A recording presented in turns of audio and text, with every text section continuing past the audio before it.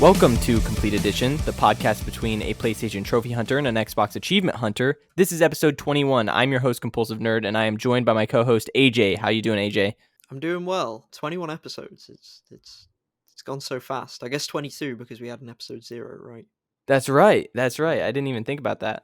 I always am baffled by our number. Every single week when I change the doc to be like 21, 22, which we're not like other shows. We don't delete as we go.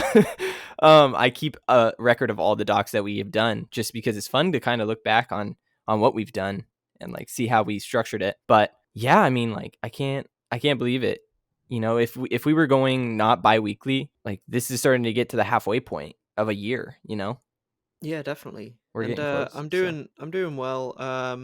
I got a new I had an eye test and got a new prescription for my glasses, and it's been sort of more annoying than I expected because I got the new glasses, sort of had the eye test, waited a week to get the new glasses in the store for me to go collect, and then collected them, and then they're like way too tight, like they like pinch the sides of my face and like leave like a red mark on my nose. So now I've had to like get them refitted, and then it's like still the same problem.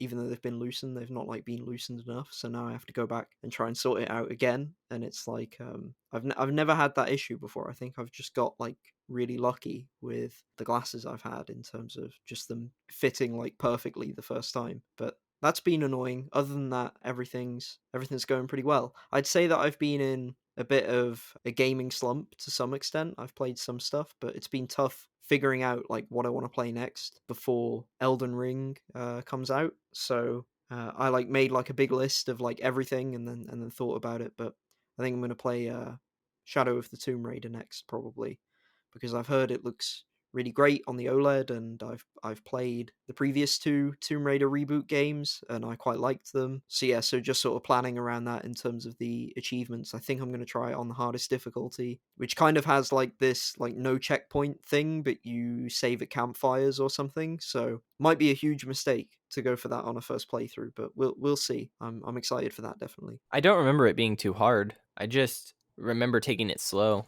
So it is a fun game. I don't know how people put it in terms of like the whole series, if it's their favorite or if it's the weakest one. But I thoroughly enjoyed it. And I mean, I haven't even, you told me about that stuff and I didn't even know. I didn't even know it got a next gen upgrade. And I love the Tomb Raider games. They're kind of in like my favorite genre that we've talked about before. And, that action adventure, like semi open world, story driven games. Like I love that stuff. And like, it's really fun to adventure as Lara Croft or Lara Croft.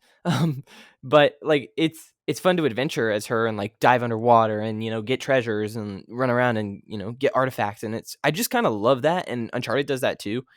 And I don't know, there's something satisfying about collectibles in a game that tie into the world, and it's not just like, oh, it's just here, it's not Ubisoft. It's so much better to do that. But yeah, I mean, for me, this is week 4, day 1 of my workouts, and today's leg day, so I have to do that tonight. But I've been doing pretty well. I got a freaking speeding ticket a couple weeks ago, and I have a court date tomorrow, and that kind of sucks. Oh So no, that's that's not gonna be good. some that's some money out of my pocket, which sucks, but it'll be okay. But yeah, I know what you mean when you talked about not knowing what to play next as you look forward to games, and it's crazy because Sifu came out, and I've been wanting to play that, but I told myself like that's after Horizon, dude. Like give that some time, and I'm not gonna play Dying Light because I've heard it's too much of a buggy mess, and so Horizon has been all I want to play, and I just wanted to kind of I started Persona 5 Strikers, and that game is good, but I just need I think I have that stress of like, oh yeah, I have another game coming. And so I just have been kind of neglecting it. And I'm not in a gaming slump like per se, but I'm definitely in a place where I think about the games coming out and I'm like, I don't really want to do much. Like I've been watching a little bit of anime and then like playing my Vita and kind of having more chill vibes. But yeah, I totally relate with what you're saying there. But what have you been chasing? Have you been chasing anything? Yeah, so last time I talked about playing Condemned and how much I enjoyed it and how I was sort of surprised by it and just sort of played it out of nowhere. So I played Condemned 2, these past 2 weeks, and I completed the game, but I didn't get all the achievements. The achievement list is super annoying. The achievement list for the first game is so good. It's like so basic and only adds up to 970, but it's still a better list than the second game. I think I've got, if I have a look. Yeah, in Condemned 2, so I completed the game on the hardest difficulty. I got gold medal on every mission. I then replayed the entire game in this other mode called FPS mode. Did that, got the achievements for that, and it's got me at 450 gamer score out of 1,000, which is really annoying because I've basically done everything in the game. And I also got a few optional achievements as well, like every single campaign based optional achievement I got as well. So this game has a multiplayer mode that obviously is dead now and probably was dead about 2 weeks after launch because, it's like a first person survival horror melee game. Um, and then there's like these combat arena things as well, and I think you can get some achievements there and some achievements in multiplayer. But I was just kind of like, I don't want to do this. Like, I like this game, and that's what I should say as well. So, Condemned 2, people don't like it as much as the first game. The first game's backwards compatible, the second game isn't backwards compatible, which means I had to get out my Xbox 360 to play it, connect it up, log into my account, which was a bit of a nightmare, but it was fine, did it in the end, found a controller for it and all that, and I have a physical copy of Condemned 2 as well. So it was, it was a task to actually play this game compared to the first one. And it's not been like, obviously there's no enhancement, if you're playing it on an original 360. And the game's performance isn't very good, which is surprising. Like, it's one of those games where when you move the camera around, the frame rate dips, which really sucks. Like, when you like look up and down or look left and right, the frame rate goes down. And then as well, there's a lot of like the game looks a bit blurry, and then also it's meant to be dark. And then what's worse than like the darkness though is that they have a few levels where like when things start getting really crazy, they put a bunch of, I don't know if it's like post processing effects, but they put a bunch of effects like too many effects overlaid on top of each other. Some that are subtle, some that aren't subtle. Like they'll give you like, I guess the simplest and most annoying examples are like they'll flash the whole screen with like blue light, and then they'll flash it with like green light with like a scare cue noise, and and the image already looks really really soft and blurry, and then you've got like your flashlight and all that, and so you've got like all these, I don't know, awkward visual problems, and then also when it's trying to scare you, it like throws a bunch of shit on the screen and you can't see anything. Like, you genuinely can't see anything for a lot of the time. There's like a part where you're in a fight in this like ring where it's this like all of the background is moving, like swirling around you, and some of it's on fire. And then there's fire in front of you, like on the ground, like fire spawns on the ground in front of you. And then they're hitting you with all these like visual effects at the same time. And the game's probably like, I don't know, 600p or whatever. and then Oh. and then you've got like all of that going on, and then enemies spawn out of the fires, and they literally like spawn in the fire, so you can't see them at first at all, like they're obscured completely, and then they come out and they're these like murky like shadow creatures that you can barely see, and they run really fast, and when they hit you, so you got all this stuff going on, and this stuff like constantly going on, like it doesn't just go on for a second, it's like all the time. And then when the enemies hit you, they send your aim off, like when you get like, like in a first person game when you get hit by something, your character sort of recoils and like the camera freaks out a bit. And in this game it's really aggressive, so like I had the biggest issue when I was playing the game in FPS mode, which is when you get a gun for the game, because they'll hit you and then your aim just goes like swinging wildly, like diagonally up and down over and over again. So like all of this is going on at the same time, and you're getting hit, and I'm just like, I just want to die. Like, I don't want to play this anymore. So the game's good, but it has problems like that where it just becomes like terrible, like really bad for like a few moments, and then goes back to being normal and pretty good. But it's still enjoyable. Like, all the levels feel distinct and different. It's something I appreciate about like I love when like a linear game has like, sometimes just for simplicity, like very straightforward chapter structures. Like you have like 10 levels. You have 10 levels in this game and 10 levels in Condemned 1.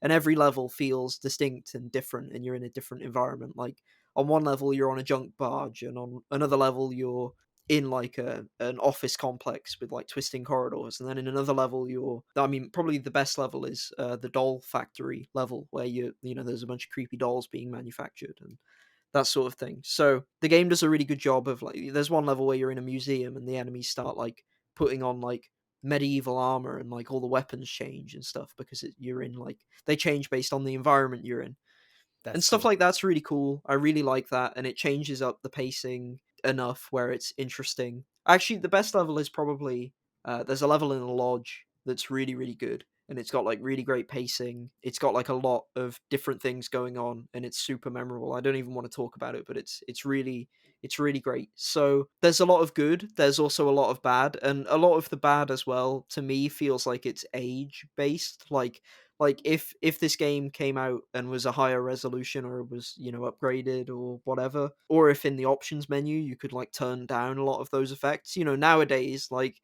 you go to an options menu in a lot of modern games, what I like, you can like turn off motion blur, you can turn off film grain, you can turn off all this stuff, right? That, you know, the screen shake, stuff like that. Maybe like when you sprint, maybe if there's a visual effect on there, you can turn it off. So I feel like a lot of those issues are just because it's quite old. You know, it's a game from 2008, but I enjoyed it, but nowhere near as much as the first game. And it was quite frustrating how so many of the achievements are based on this multiplayer mode and this like arena mode, and it's like you don't want to play that. You want to just play the base game. It's always disappointing when the distribution of achievements is like that, because it's like no one's playing the game for those modes. Everyone's playing it for the campaign, and it's quite sad as well, because it's sad how this franchise kind of unceremoniously died. I guess I'd have to read more into it, but you know, I looked up the reviews for Condemned and Condemned 2, and they're both above 80 on Metacritic. Presumably, they didn't cost that much money to produce. You know, who knows what they cost nowadays? And they seem to be, you know, critically successful and moderately successful commercially. So it's kind of a shame that, you know, it kind of came and went and died, and there was nothing else they could do, because I think like a modern version of this, it'd be cool to see that. At the same time, you know, I don't want to see endless sequels for a franchise. So it's kind of nice in the other sense of being able to just play two games. You know, each game is about 5 or 6 hours to complete, so it's kind of nice to just have that and be done with it, and then have this memorable experience that you have. So I'm of two minds about that kind of thing, but it feels like the series never got perhaps the recognition it deserved for how good it is. But the second game is kind of worse than the first one, I think. The stuff with, there's like detective parts of the game. I talked about it last week with the first game. The detective aspects are a lot better in this game, in terms of you, when you investigate a crime scene and you actually have to deduce things, and sometimes under time pressure and things like that. I think that's really really cool, and it helps in terms of the story. You know, I always say it, I say it probably too much, but I always like when gameplay and story intersect, and the gameplay helps complement the story and the story helps complement the gameplay. And so, you know, to me, that stood out as really cool, because you having to do actual detective work as a player, it immerses you more in the world, and it immerses you more in the character you're supposed to be. You're supposed to be a detective, you know, whereas in the first game, and to an extent in the second game, because the second game gets really, really crazy, it's like you don't really feel that much like a detective, especially in the first game to some extent, because you're just sort of a guy beating up hobos with like a pipe. So it feels a bit weird, right? So to have the detective work be more prominent and more involved in the second game, not only is it good for gameplay reasons, but it works for story reasons as well. So that, you know, that gets bonus points from me, of course. And then there's some stuff where I'd say kind of less good is, there's these conversations where the game basically checks if you're paying attention, and you can reply to things that someone's saying to you over the phone, and you're graded based on the quality of your replies. I kind of like it and I kind of dislike it, because it's a lot of, the good thing is, I like that it makes you think about the options and think about what you're learning about and try to piece things together with the character. But I'd say the problem with it is it means there's more exposition dumps in this game, where you just get like told tons and tons and tons of information, and it breaks up the flow of the game. You know, you just sort of stood around looking at your phone, basically learning tons of things and saying things back. And so that's, I don't know, in terms of a presentation and a pacing thing, it's kind of an issue. So it's kind of good, kind of bad. The detective stuff is an outright improvement. Things I'd say get kind of stupid in the game in terms of the story as well, which is unfortunate. They go like completely off the rails. They go pretty bananas. That it's just like I don't know if I can follow the game through all this, and it sort of loses its identity. Like I quite liked in terms of the first game, it's a much more cohesive package because you feel like everything fits together so much better, and the tone is pretty consistent, and it feels gritty and kind of more horrifying because it's more realistic. Whereas the second game goes like full conspiracy mode and just a bunch of crazy shit going on. It goes like Metal Gear Solid or whatever. So it's kind of that can work and it's good in some cases, but it feels like a missed opportunity that they sort of didn't know what to do, so they're just sort of making it get crazier and crazier. It's always a problem with sequels of like how do you up the ante, how do you make things, how do you raise the stakes, how do you compel people even more in this one, and eventually you can only push it so far before it breaks, and so I think the game kind of breaks in a sense. But I definitely enjoyed it. Has its problems. The first game's better. I can see why the second game isn't as fondly remembered, but I think it's still a high quality game, and I'm really happy I played it, and I'm really happy I played the series. But that's basically all I've been playing for these past couple of weeks. I mean, that's pretty fun. That's so interesting, dude, because, I don't know. I'm always thinking about games that I never completed and I want to go back to. And one of those games is Nino Kuni. And I know there's a remaster, but it bothers me that it would be such a low percentage. I think it's below 30%. And I like beat the story. I saw the credits on PS3, and I want to go back and like do all the optional bosses that it wants me to do for the gold trophies that'll boost my percentage and all that stuff. But if I just start the game again with like the current upgrade and everything, then it's a whole new list. And that's like, what we're going to talk about later, but it kind of does this thing where it's like I got to go back to the old console to play it on the old system where the frame rate's going to be terrible, the draw distance is going to be terrible, but it's like it's still a good game at the end of the day. It's different, and that's just cool to hear you kind of talk about your Xbox 360 experience with Yeah, Condemned. with Condemned 2, it never for some reason it never got a PC port either, and Condemned 1 did. So it's strange. It's really that game is stranded on PS3 and Xbox 360. That's like the only ways you can play it. And well, I mean, that there might be some emulation ways to play it as well, presumably. But the thing about the game as well in terms of the achievement list, like you said about going back, for me, so I have had a copy of Condemned 2. I think I found it for like £3 in like 2009 or 2010 or something. I feel like in the 360 and the PS3 games, game prices decreased really, really quickly, or at least there was a period of time where that happened. And nowadays it feels less common to me that game prices go down quickly, at least physical games. It depends on the game, obviously. Ubisoft games go on sale really quickly, Nintendo games never go on sale, that kind of thing. But in terms of this, I had it for a really, really long time, and I had one achievement in Condemned 2. For some reason, I had Condemned 2 and not Condemned 1, and for some reason, I played Condemned 2, and I must have played it for like exactly 10 minutes or something. I must have fought like one enemy and never touched it again, because I have an achievement in the game, and I don't know when it's from, because it says I unlocked it offline on True Achievements, which means they don't know when I unlocked it. But it must have been at some point in 2009, so it's cool to go back and like increase that completion percentage. I mean, it's unfortunate because I wasn't able to get the completion, and I'm not interested in sort of going through that at this point, going through like 10 hours of just playing, just trying to set up like boosting sessions for multiplayer if the servers are even on, or going through the arena combat stuff. But it was cool to go back in that sense as well, of that I had one achievement, I had 10 game score, and now I've got it up to 450, which is nice. It feels satisfying to do that. Like if you can improve your percentage or your ratio without actually starting a new game just from going back into something you've already played before, that always it feels even better than like completing a new game sometimes to be able to do that. It really does. And that's kind of where I was at with it, which is really cool. And like, I'm okay with going back to games just like you said and like getting that little extra boost in your completion percentage, but not really completing the game. But you still give the like older games a shot, and that's really, really fun. But in terms of what I've been chasing, and I'm going to come back to this, the old conversation soon, but I started playing Persona 5 Strikers a little bit more seriously. I maybe got another 5 or 6 hours into it, into the second dungeon, and I'm really liking the story and the characters and, like, it's progressing, and I'm starting to, like, the characters are going on a road trip, and I'm kinda excited, like, for this journey, so I can't wait to return to this game,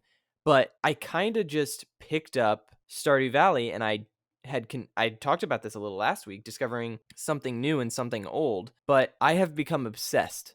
I have played nothing but Stardew since last week, besides a little bit of Persona, and it's taking over like every waking moment that I can play. Cause like I don't know what it is about this game, but it's beautiful. And you were talking about old games, but it's like it makes me just want to play more pixel art games because it's so pretty and relaxing and like just so nice. And I've started to talk to other people who are playing it. My roommates have started playing it. It's become like a big thing in my life, and I'm totally late to this boat. I know that it came out in like 2016 or something, a long time ago, and I started to get obsessed with the creator, and I started reading about the development, and I started following his blog, and he's got a new game, and I'm like totally obsessed right now just with this game, and it's so hard to explain it. I was like gonna double dip. This is actually what happened. I did not know the trophy lists were combined, so I started playing it on PS5, and I had already been playing it on Vita, so I had a couple trophies that popped. But then I noticed whenever I went to the trophy list on PS5 that like I had upgraded my house. I had that trophy, and I was like, I haven't upgraded my house, and I was like, damn, trophy list is all one list. So I have two farms, and they both contribute to the same list. So it's a waste of time to do both. But the thing is, like, I love the game so much, and the farms are so different, and my skills are so different on both playthroughs that I don't mind having two farms. I don't mind this. It's already 100-hour platinum or like completion, and I'm like, I don't mind 200 hours because like I would double dip this game, which is what our conversation will be about later. Is like games that we would recomplete, and I would recomplete this in a heartbeat. Like I'm still not bored of it, and I'm probably like 50 hours in, and I'm just obsessed because you start out with nothing. It's so humble, and you work and you start to learn the mechanics and how farming works and how many days it takes to grow each crop, and then you start working on your fishing or your mining, and the game isn't just like, oh, it's just a farming simulator. No, it's like you go into the mines and there's like creatures and there's combat, and I'm like, holy shit. Like this game isn't just relaxing. It's like, oh, you want to go adventure too. So it's an adventure game, and I'm like, this is so cool. And I'm too so the game works in seasons. So there's spring, summer, fall, winter, and they all have 28 days. And then on the 28th day, it goes to the next season. And you don't want to plant crops near the end that will like grow into the next season because they will die immediately. So you'll just waste seeds. So you got to make sure that you like plant crops, and if it's going to be done like on the last day, you don't plant anything else. And I'll like think about every single day. I'm thinking about the next thing that I want to do. So I wake up and like I'll go and I'll check the TV, and it has like a fortune channel, and it's like, hey, the fortune gods are going to shine on you today. And it's like, oh, that means it's a good day for mining. I could go mining and I'll find a lot more materials, and maybe there will be more monsters for me to get, cuz there's like an adventure guild that has like challenges for you to do, like kill 1,000 of that enemy, or 200 of that enemy.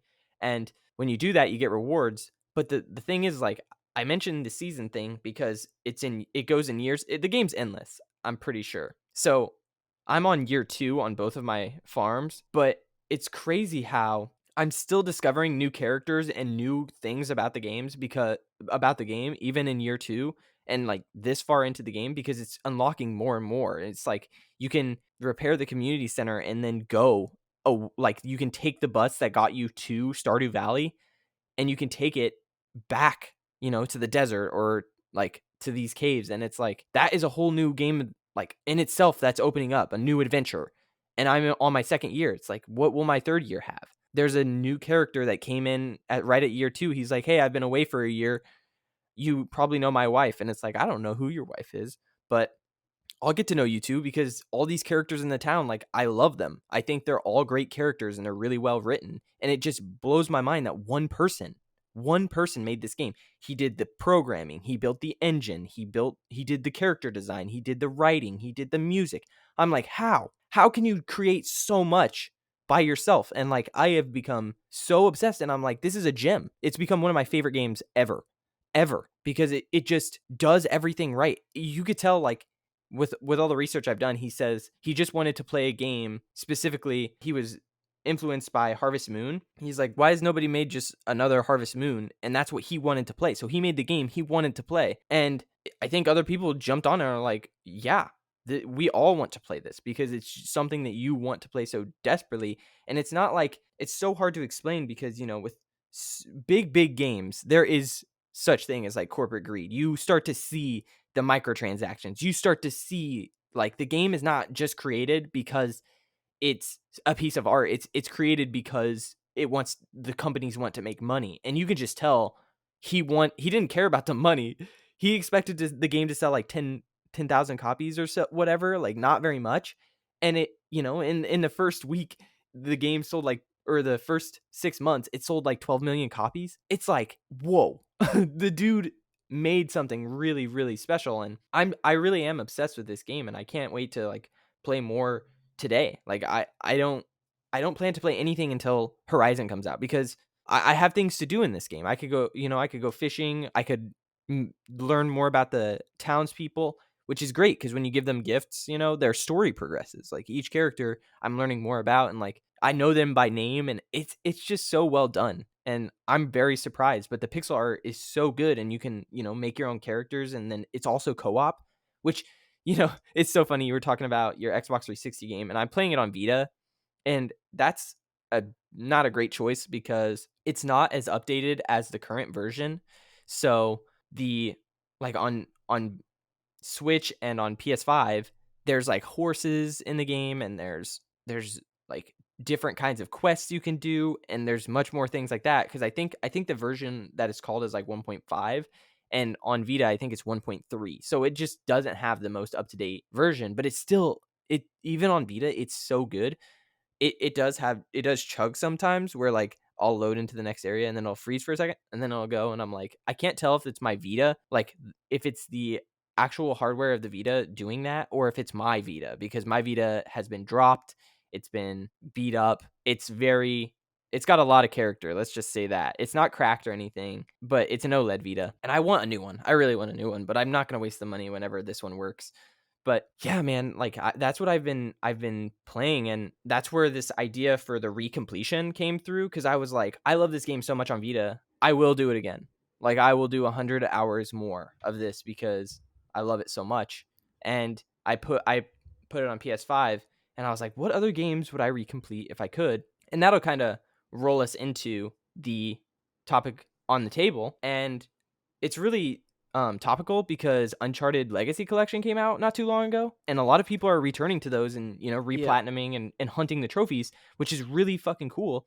And I've always been like this person who's like, oh yeah, I've completed every Uncharted game, and I haven't with this new collection, but I will. I probably will at some point. Like I'll whenever I'm feeling Uncharted or I have downtime, I'm gonna go right back into Uncharted. There's no time that I don't like hunting Uncharted because those games are like really fun. They'll be like, hey, get 20 kills with the AK-47 or 50 kills with a pistol or whatever. And it's like, it makes you use different guns, and like, it's just really fun to play and enjoy those stories over and over again because it's so cinematic. But again, this idea just exploded and I started to look into my games. Yeah, I mean, though, it's interesting you say that because already I can tell like, we have different angles going into this because none of the games I have are all cinematic, and stuff like Uncharted would be bad for me because I just find the areas where you just like watching stuff or just like walking and talking, like stuff like I tend to prefer when it's like all gameplay all the time in terms of recompleting games, just because it doesn't make a difference if you already know the story, if that makes sense. Right, but that's the same thing with rewatching movies. It's like you've already seen the movie, Yeah. but you're rewatching it because you just enjoy that story. And I think that's what's going to be so fun about this. And I hope to hear from the audience that like what games they would recomplete, because I think this is going to be so drastically different for everyone because you can take the angle on this so many different ways. Like we've already recompleted several games, and like we're totally free to talk about them. Recompleted Control twice. Like I've recompleted a lot of the Uncharted games, and I want to one of the games on my list, which is the number one and will be confirmed, is Witcher 3. And I know that the game has two trophy lists, so it has like the complete edition that's separate from the original like trophy list, And I have the original, so I bought the game and then on PC actually, and I played it on PC, and then I was like, wow, I love that game. I'm gonna platinum it on PS4. So I bought it on PS4, and then I did platinum it there. And then as the DLCs were released, I played the DLCs on PS4 to get the trophies. And then over time, like it got the game of the year, it got the all the complete edition, and now the complete edition has trophy lists. And I think when the next gen patch comes, it's going to be a patch that's added to that game specifically, the new or the complete edition, the newer edition, not the base edition. So I'll have to go back to that.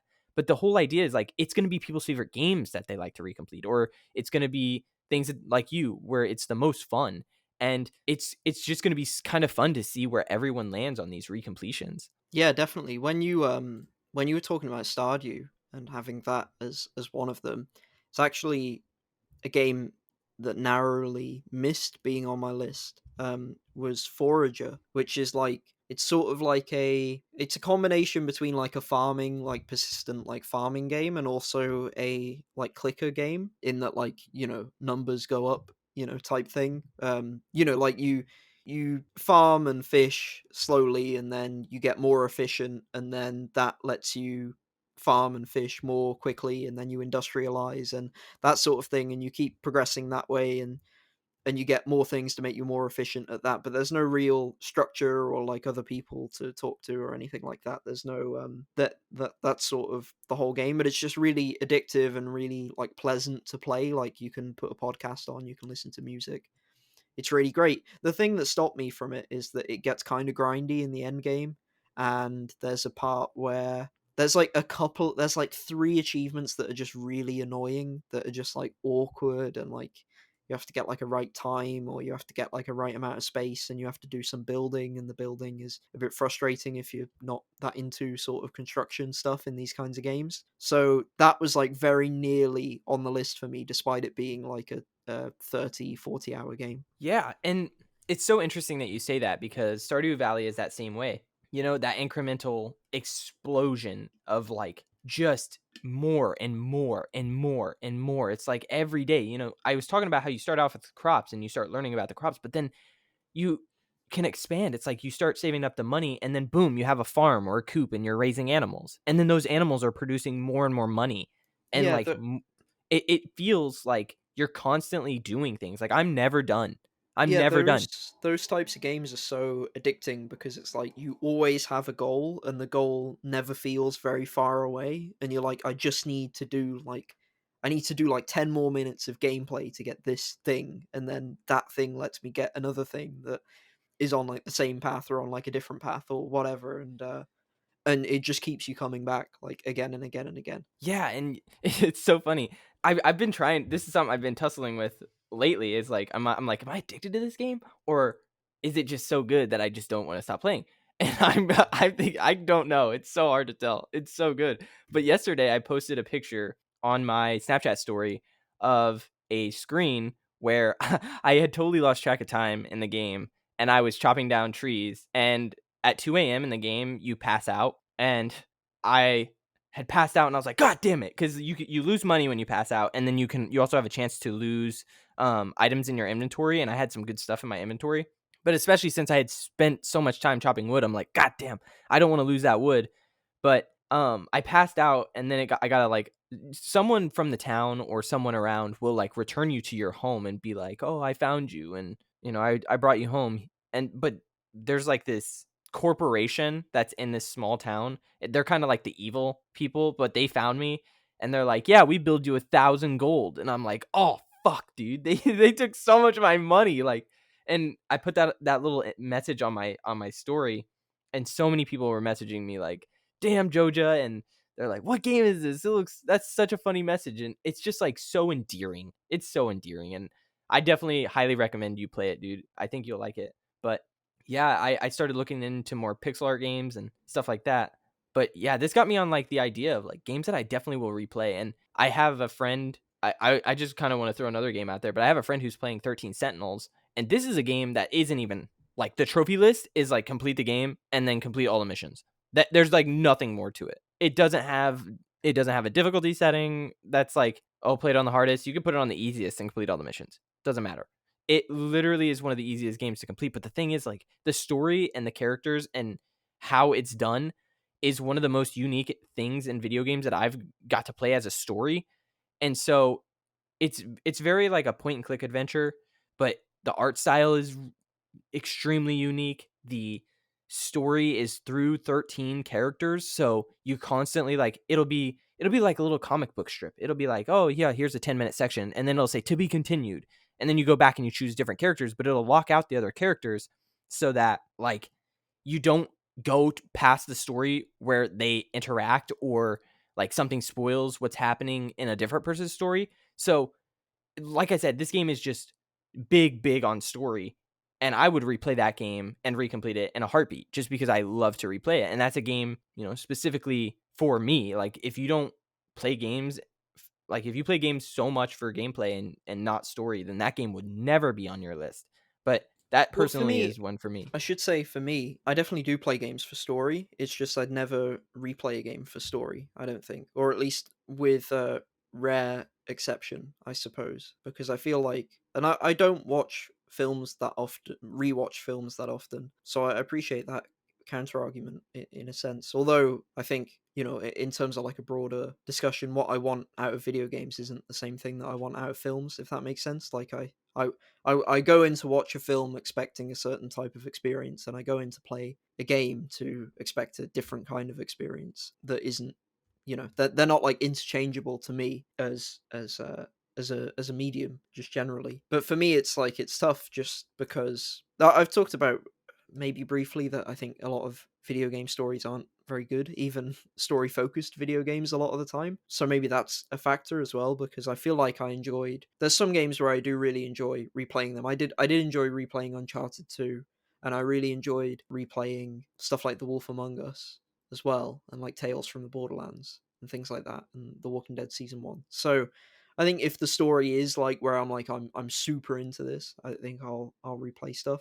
But I wanted to say as well, in terms of my list, I kind of made a rule to make it more interesting for my own list, which the first part of it is only real games are allowed. And by that, I mean, it's kind of derogatory, but I mean, like the shovelware you can play this game in 15 minutes and get 1,000 gamer score and a platinum. Like I'm not counting those games basically. Like I'm not saying like, oh, if I could buy one of these games and I could recomplete it 50 times, like that doesn't count. And then also sort of like contained within that as a subcategory, it's not really a rule, but it's like a challenge for myself is that I don't want to consider games where sort of like The Walking Dead where it's like you just play it and then you get all the achievements and then that's it. Because I feel like in the spirit of the way I'm taking the question, it's like something where I actively really want to play the game because I think I complained about it before, but I've recompleted the Walking Dead game like 3 times, maybe 4 times. A lot of times. There's a lot of different editions of that game that I've recompleted. And when you get to like the third time, you are not playing that game. At least I'm not playing that game in any definition of playing a game that I feel comfortable with. And by that I mean I'm literally like watching a TV show and I'm just pressing the A button over and over again to go through the dialogue and then holding forward on the analog stick while barely looking at the screen. And you know what I mean? Like I'm not actually really engaging with the material. I'm not listening to the dialogue. I'm barely looking at the screen. I'm barely doing anything. So to me, I'm like, okay, I'm not going to count either of those two types of games because to me, that's not it's sort of like a bit of a cheat answer, if that makes sense. Like it's kind of skirting around the question and not actually a game that you want to replay actively, just a game that you want to get free gamer score or trophies out of and sort of that you have good memories of the game, maybe like with The Walking Dead for me, for example. Have good memories and it sort of makes you feel warm and fuzzy a little, but you're not really paying attention and not really actively engaging with the material by the time it's your third playthrough or whatever. So that's my own like take on I guess how I have approached the question in terms of my choices. Yeah. Yeah, and in terms of my approach, I just kind of left out games that I already have recompleted because if I could recomplete them again, then that would just be like padding my completion so hard. And so I was like, yeah, but I did allow myself to like put games in there that I haven't recompleted that are that are available too. So like Uncharted, is an example of like something that I have recompleted, but Witcher is something that I have not, and it's available for me too. So both games are available, but I did that because I was like, I'm not gonna repad that. But that's kind of how I set up my list. But I'd love to hear some of your games, dude. Yeah, let's go. So, first two games are games that I have recompleted, and I think that's kind of a good place to start for me because it's like, would I recomplete them again, like another time, maybe? Um, but in terms of the justification of like, oh, is this a game? You know, do I am I really serious that I'd recomplete? Well, obviously, I'm serious because I've already done it. So you know, like there's no, it's unquestionably a game that I would recomplete due to the fact that I've already done it. So the first two are The Evil Within and Hitman Blood Money. And again, so the theme of the list is they're all pretty gameplay focused games. Hitman probably more so than The Evil Within, although The Evil Within is still minimal. You know, you can skip all the cutscenes and that kind of thing. The Evil Within, I really like that game. I really like The Evil Within 2. I was actually doing one of those tier list things. I was doing a tier list of different game studios and like Xbox game studios and PlayStation studios and all that kind of thing. And I noticed that Tango Gameworks for me, they sort of ended up quite high up because, and this is kind of a flaw in the system of tier lists, which don't mean anything.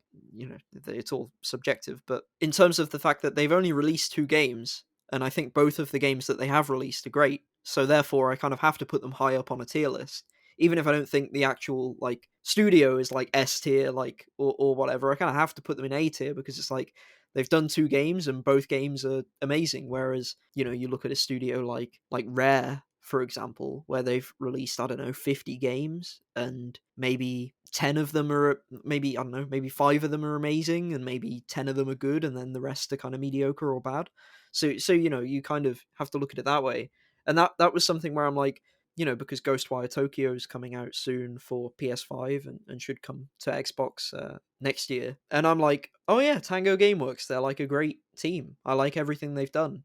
I don't like super love everything they've done in terms of The Evil Within. I think The Evil Within 1's better than 2, although I think they're both good for different reasons. So those games are ones where I'm like, yeah, I'd replay them. And I replayed the first Evil Within, and it's one as well where again you sort of have to put your money where your mouth is in another way because that completion is a really difficult completion. So to say like this game's good enough for me to go back to, that's like a real testament because of how difficult Akumu mode is. Yeah, I I the totally agree with you. Like, I love Evil Within. We've talked about it on like our proudest completions. That game is very hard to recomplete, but it is so good. Like you said, it is such a good game. yeah, Super underrated.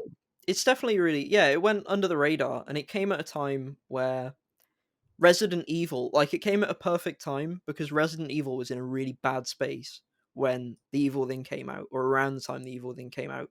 They were still like coming off of like RE6 at that time, where it was like pretty uncertain. I'm not sure if Resident Evil 7 had launched by then. I don't think so, but maybe. But it was around the time where the future of Resident Evil was uncertain, and it was like, oh, are they going to go first person? Are they going to go third person? Are they, or if it was before RE7 came out, obviously RE6 wasn't very good. So it was really great for that. Like they found like a perfect gap in the market with the Evil Within and the Evil Within 2 because it was like still sort of actiony third person survival horror, but way less actiony than Resident Evil 6. And it hadn't gone to first person, which the franchise would later do. So it came out in this really good like window for it to sort of fill a gap, and it was perfect for that. It was really, really good. So I'd replay that. I might replay it again on the PC port. I don't know, but I did it once. Hitman Blood Money, my second one. I've done the 360 version, and I did the Xbox One HD re-release. I love that game. That game's my favorite Hitman game. The levels are so iconic.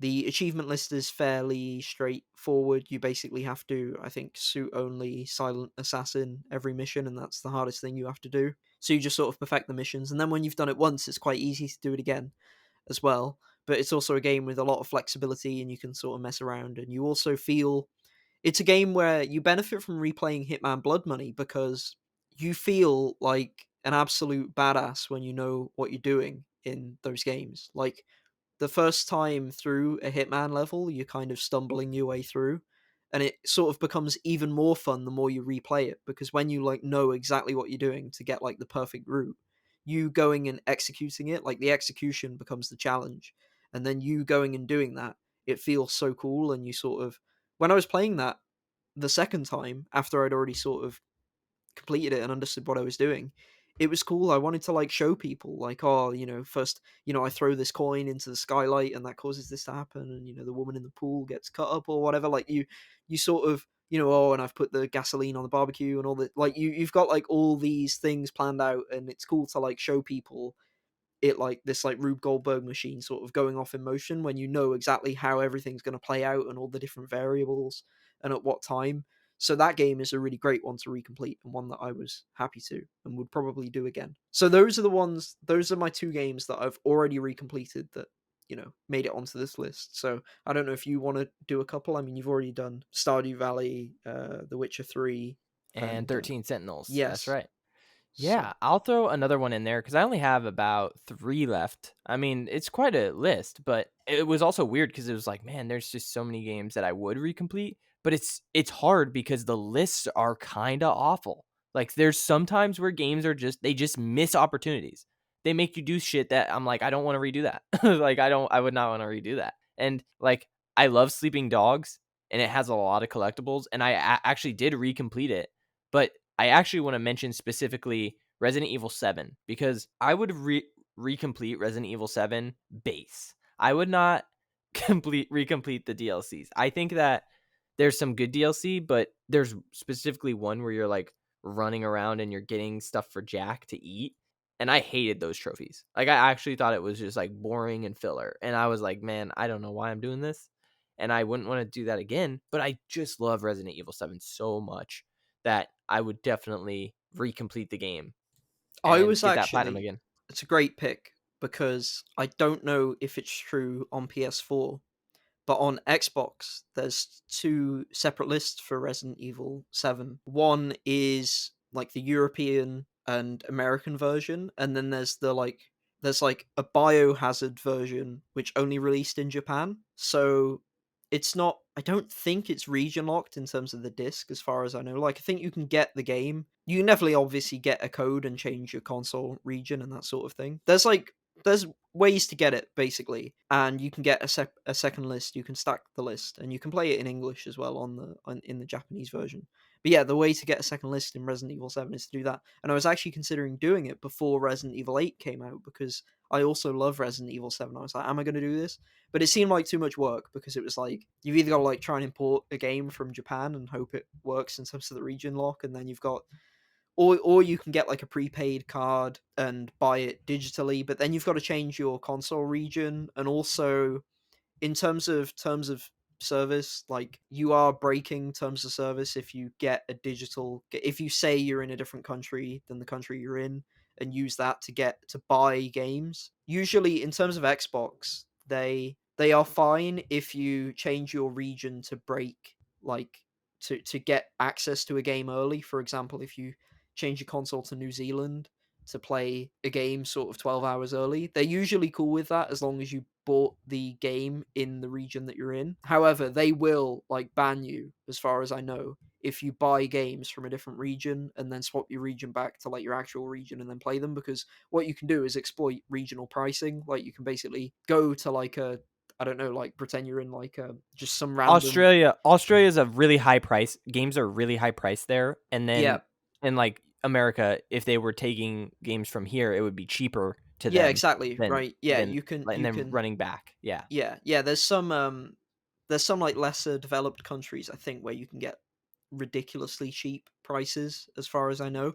But yeah, if you do that, they will find out probably and they will ban you. So like I was like at the end I was like I kind of want to do it, but like am I gonna go this far for my love for Resident Evil and risk it? Because I was like, it'd be so stupid if I got banned for it as well. Because I've bought the game, like I bought the gold edition of the game in the UK as well. Like I just want to stack the list. Like it's not anything nefarious. I'm not looking to scam Capcom or scam Microsoft. Like I just want to buy another copy of like a second copy of the game. Right? Like I'm not trying to get one over on anyone. I just want a second achievement list. But I'm like, no, it's not worth the risk for me to do that. But it's something that I'm like, if if I had the opportunity and I was like 100% not worried about any possible repercussions, and people have done it, like pretty a bunch of people have done this as well. So I think you'd probably not get in trouble, but there's a chance that there's like a tiny chance that you would.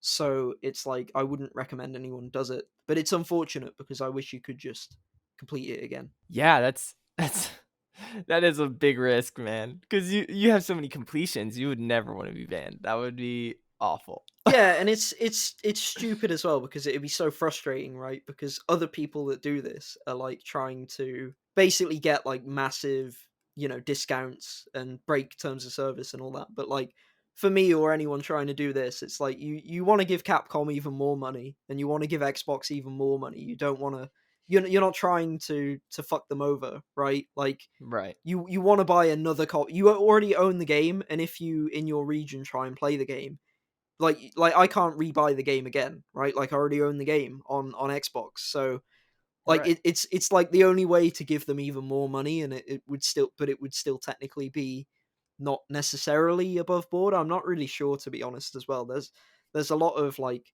it's sort of in like a gray area, which makes it like even more, I don't know, Monka s, where it's like there might technically be no issues with this, or there might be a ton of issues, and it might be the end. So don't do it is my recommendation, unless I assume if you get a physical copy, that's totally fine though. Like if you get a physical copy imported, then and it works in terms of the region, then or you'll have to get like an Xbox One somehow from Japan, which would be really difficult. But yeah, it's a shame because I would also want to recomplete that game.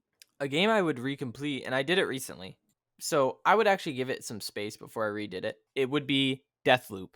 I think that the list made the game better. That's like where I stand with it. I think that if you play this game without hunting it, it just is probably bland because you're going to be overpowered. You're going to use the same weapons and you're going to use the same powers over and over again. You're never going to experiment. You're never going to like try to do what the game tells you to do, like kill the two bosses simultaneously using this power. Make sure you like levitate and you do this, and like you kill this boss within this amount of time, and it's like get in, kill all the bosses, don't be seen, never be seen. It's got like so many cool like alternate ways to play the game, like more stealth, more loud, like more unique. And so I was constantly changing. There is one power I didn't like to use, and I didn't use it very much. There's like a levitate power where you can like make enemies like float, and then you can just shoot them while they're in the air. That was not really that fun to use. I never used it that much, but that's about the only one. But the rest of it was like so fun and so cool and so creative, and I love when games create a list that make the game feel better, because I know for sure I would have used the same two powers over and over the whole game because they feel good and they're very powerful. So it's like once you feel that, it's like, oh yeah, so this is the most deadly combo. I'm not going to change that. And it was really fun to change and try to, like if I didn't, there's a power for going invisible, and it's got like an energy bar that drains, but when you stop, if you get like the upgrades, if you stop moving, then it stops draining. So you can like stop, and then you could be right next to someone and they'll walk around you and it'll be like you're just invisible. It's so good. And I'm like, I would have never played like this. I would have never played like that if it wasn't for that. So I think that just adding the Deathloop list to my replay, like I would recomplete because it's fun. It's fun to play it that way. Like I left it on my console because I think that the game feels good and it's fun to just like go through and just fucking murder everyone. But yeah, that's a game I for sure would recomplete. Yeah.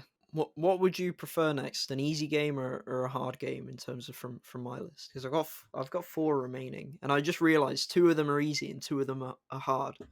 Ooh, let's Um, go easy because okay, I can imagine your hard ones are gonna be rough. okay. So I'd go for I'll do both the easy ones here. SpongeBob Battle for Bikini Bottom, perhaps an unexpected pick. I think it's a really underrated platformer, and I don't know. I mean, I played this game on the PS2 when I was a child, so that obviously has influenced my opinion somewhat. But they made a remaster of this game. I think THQ Nordic put it out, and I really enjoyed it the second time. The achievement list is really easy. It's just like a really pleasant, like, you play the game, you do everything in the game, and you get the full completion. And I found it as fun, if not more fun, than I remembered, which is surprising because usually these types of games don't hold up. But the variety of the levels, the how refined, the surprisingly refined the gameplay is, the abilities, and just going through like iconic areas of Bikini Bottom and SpongeBob, and some of the dialogue's pretty funny. It's not like amazing, but it's pretty good. It's pretty charming. It stays true to that era of the show, which was like when the game came out, kind of the golden era of SpongeBob. So it's like it has everything going for it, and it's a really short completion. I think it took maybe 10 hours, and I love platformers, so any opportunity to do that again, and I'd absolutely do it again because it wouldn't take a huge chunk out of my time, and it's so satisfying, so much fun. It doesn't require you to be pixel perfect. Something that I consider. So I'm considering the achievement list, and I'm also considering partially the amount of difficulty in the sense of when you go back to a lot of games that are difficult, you've lost all of that muscle memory you built up and that skill. And so there's kind of like an onboarding, I don't know, period of time where you have to like get your skills like back up to a good level before you can even like go about completing the game, essentially. And SpongeBob like doesn't have that problem because it's super simple, super straightforward. So there's other games on my list that do have that issue, like like The Evil Within, for example, where you do have to get really good at the game again. But that game's like worth it above and beyond, and so are a few of my other games. The other easy game, and I don't know if it would be easy. I think it would still be easy, is Apex Legends. And I say that because Apex Legends has, I kind of wish they kept adding achievements to that game. It's kind of messed up, right? Because most live service games, they add achievements in updates. Overwatch adds achievements, Sea of Thieves, I don't know, any live service game you can think of. Almost any, except for like Call of Duty and things like that. At least modern Call of Duty games, the last couple. They don't add achievements, those Call of Duty games, but a lot of other live service games do keep adding achievements to themselves. And usually I hate that. Gears of War does it and Halo does it, and it can be quite annoying because you get a completion and then it's taken away from you. But with Apex, I wish they did, because I've played it enough to complete it like probably 5 times over. I don't play it that much anymore, but I definitely used to play it all the time. And the achievement list is pretty easy. There's not many achievements. I think a lot of them are like worth like 100 points, and it's like you have to like I think you have to win a game with each different type of hero. Not every hero, but each different type, like a defensive or like an offensive or a support, and you have to win a game with each of those. You have to get like your player level up to a certain point that doesn't take very long. I think it's like level 50 or something, and my character's probably like level 170 or something by now. So it's not a very difficult list. You don't have to be that good at the game to get the completion as well. It would be harder now to recomplete it because the longer a multiplayer game is out, the player base, the meta evolves, the player base gets better. The people who tend to stick around at this point better at the game as well. Like a lot of the people that stick around tend to be people who played it since launch. So if you just got into it now, you'd like get obliterated. But in terms of the list itself, it's really easy. And the game, like the amount of time the game took out of me, I was done with the completion before I was even like a quarter of the way finished with playing the game. So that's an easy and a rare multiplayer pick that I'd put in there. I love that you did that because you already know there's not going to be a single game here with any multiplayer achievements for me. Like if it had one, I would not want to recomplete it. Like that's where I drew the line. I was like, yeah, no, not doing that. And it's so funny that you mentioned both. You're like, I wish the game would continue to add achievements, and then you were like, but I hate when some games do it. For me, I hate it. No matter if it's single player or multiplayer, I don't like additional trophies. I want the base completion, and then if you make DLC or whatever, I don't care to add more. I don't care to add more trophies. Just let me just I finished the game and completed it. I want to come back and I'll play the DLC. I'll buy your DLC, but just stop with the trophies adding after. But that's just my view. That might piss off a lot of hunters out there, but maybe they love them. But who knows? But another, I think I have two more, and one of them is related to a game that's about to release, which is Horizon Zero Dawn. I didn't choose this game because of the upcoming release. I chose it because this game is beautiful even today. Even like I think it got a next gen upgrade patch and it's so beautiful. The game is freaking gorgeous. And you could just I could just go around and collect stuff and fight robot dinosaurs and I will have the time of my life again. Like that game is just so much fun and like the outfits are really cool. The story is really good. The game is just like a solid 9 and it doesn't ever waver. It just kind of stays there the whole time. And there's like there's the creepy Aloy child at the beginning and like everyone compares her to Chucky and like things like that. And that's definitely a dip, but but like I still think that that game is so much fun and the completion is not that like atrocious. It just makes you kind of do everything and I love games like that. It's very and you know, there's an argument that's kind of happening that like Sony first party games are becoming a little bit too easy to complete. They kind of just make you get everything and then that's the platinum. It's not very hard. And sometimes I don't mind that. I mean, I generally do prefer easier games and easier platinums, but it won't stop me from playing a game if the platinum is super hard. It's only if it's like, oh, it's really hard and it's going to take you 200 hours. It's like, oh, damn, maybe I don't want to try to play a game that's that hard for that long. And so I think that it could be fun if they added like harder. Like I like that The Last of Us makes you beat it on survivor difficulty. That's hard. It's fun and you can unlock New Game Plus and you can make it easier. But it makes the game like a challenge and I like that. But Horizon Zero Dawn is something that I could just return to over and over because I think I beat it. It's funny. I mentioned this in the Discord, but I beat it two times and I thought about replaying it for a third time and everyone was like, "What the fuck are you thinking?" And I'm like, "It's a good game and it came out, 2017, so 4 years ago, 5 years ago almost." It's like I played it this will be my third time in 5 years. I'm not even playing it one time per year. It's just it's a good game that can be replayed. And so I would definitely replatinum that or recomplete it. Yeah, for me, I don't think there's any. It's interesting how our lists are so different because I don't think. Well, I guess one of these counts as kind of an open world game, but I wouldn't put an open world game on my list either. So, like, you wouldn't put a multiplayer game on, and all that stuff. So, we've got like kind of opposite angles from this. I've got three more games on here. So, I just thought of this now, actually. Cuphead. I'd probably recomplete Cuphead. Maybe. I don't know. It That's a has good one. it has a few zero gamer score achievements, and that's just like really annoying. I got them all, but like they're not easy achievements either.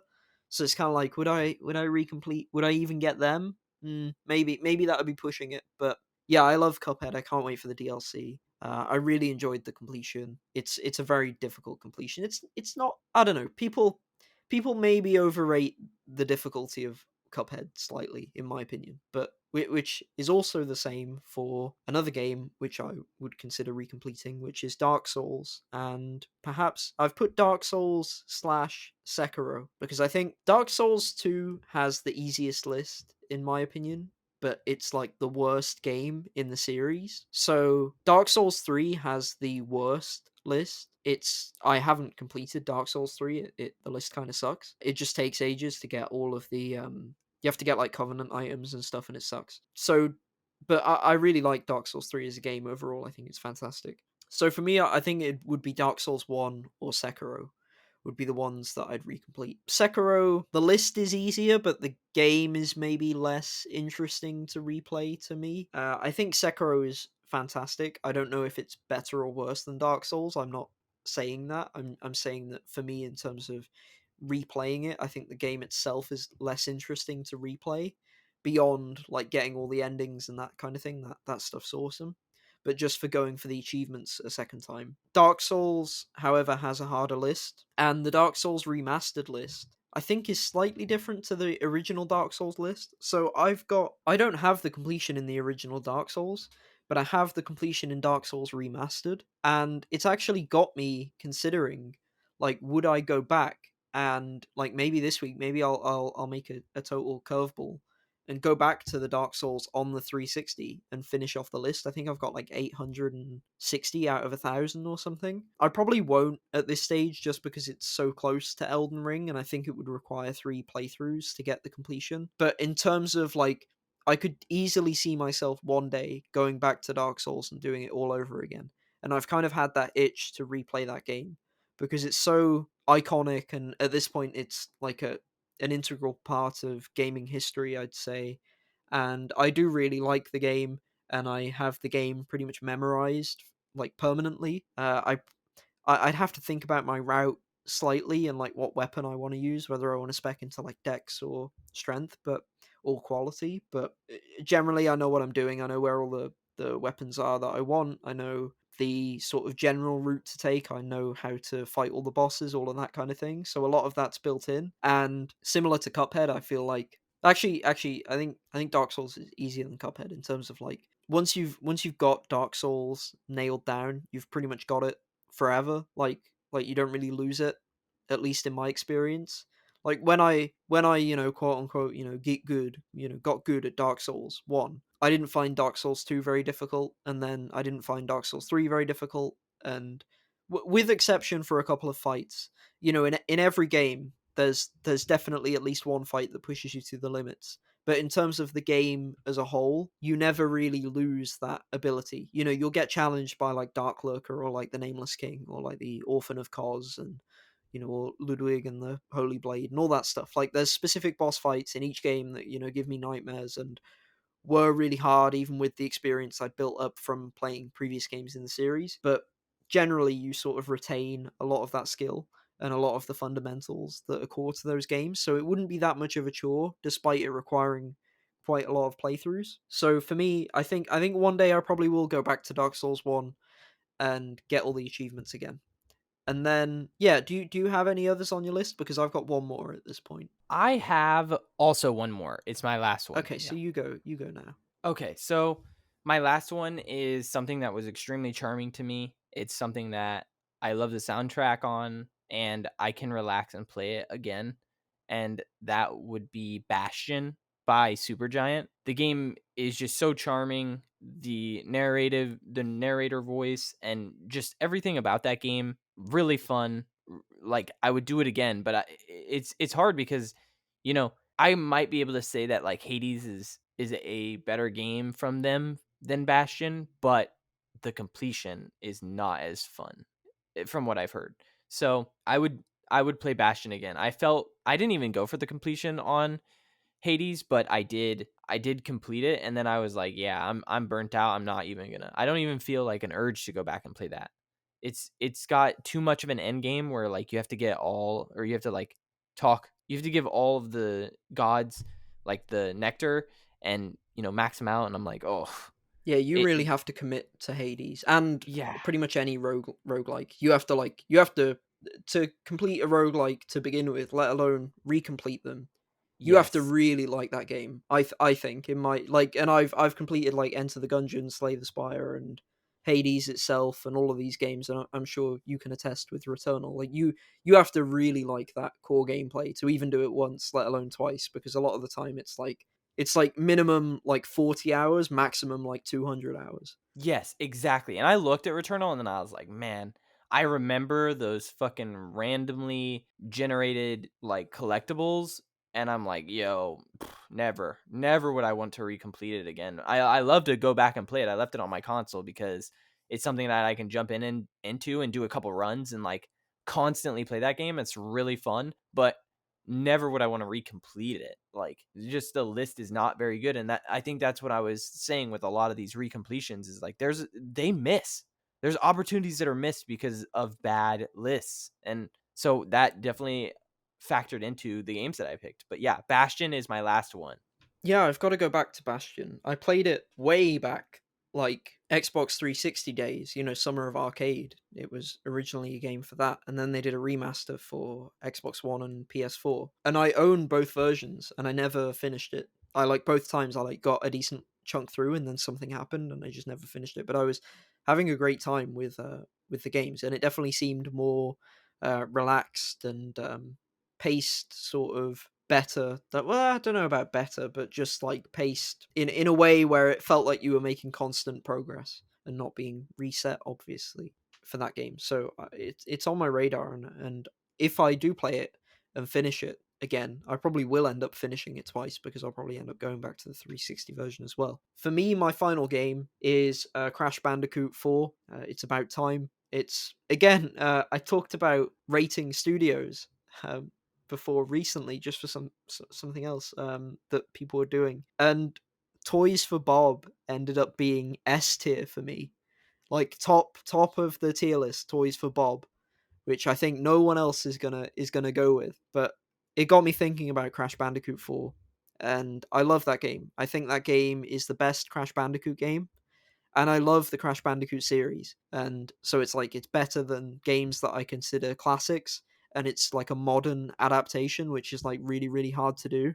It's really hard to recapture the magic of a very old franchise, especially if you're not the original developer, and especially if you're like you have to go above and beyond and that kind of thing. Like it's really not easy to do, and it's why people celebrate like when God of War 2018 comes along, or Halo Infinite, or that kind of thing. Like people celebrate those games that get there or get close to like what classic franchises used to be. And Crash Bandicoot 4 did that for me, and it's perhaps the only example for me personally where Crash 4 is better than the original trilogy, which is it's crazy as well because I mean Naughty Dog were in their infancy with the original trilogy, but like imagine trying to live up to Naughty Dog, right? Like imagine being like, "Oh yeah, we've got the franchise now. We'll make a game as good as, Naughty Dog makes." Like that's just the odds are stacked so far against you at that point, and for years and years Crash Bandicoot was